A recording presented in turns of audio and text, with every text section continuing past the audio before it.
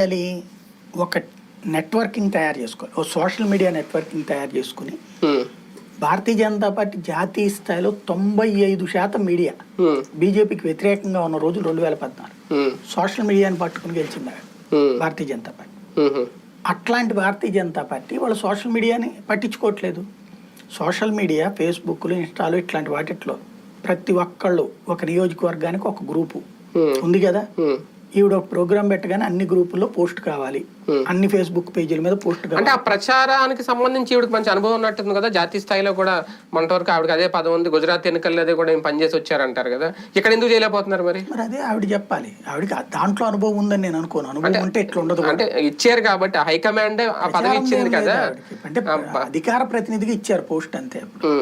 కాబట్టి ఆ వాటిట్లో తిరిగింది తప్పించి మేనేజ్మెంట్ ఐడియా లేదు. చేస్తే ఏం చేయాలి? ఇప్పుడు ప్రతి నియోజకవర్గానికి ఓ పేజీ పెట్టుకుని ఈ వ్యవస్థ అంతా సెటరేట్ చేసుకుని పెట్టేస్తే ఈవిడ ఒక చోట మాట్లాడగానే లైవ్లు ఇచ్చేటట్టు అన్నిట్లలో. ప్రతి నియోజకవర్గానికి పోలింగ్ బూత్ స్థాయిలో ఒక కమిటీలు ఇవన్నీ ఉన్నాయి కదా, అవన్నీ సోమవీర్రాజు ఉన్నప్పుడే చేసుకొచ్చాడు.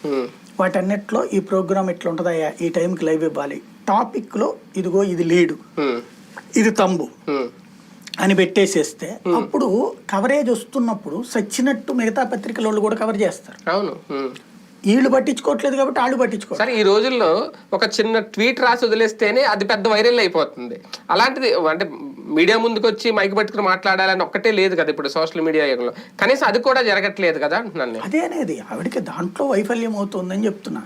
ఆవిడ ఉన్న వనరుని వినియోగించుకోలేకపోతుంది. వాస్తవంగా భారతీయ జనతా పార్టీకి సంబంధించినంత వరకు నాకు తెలిసి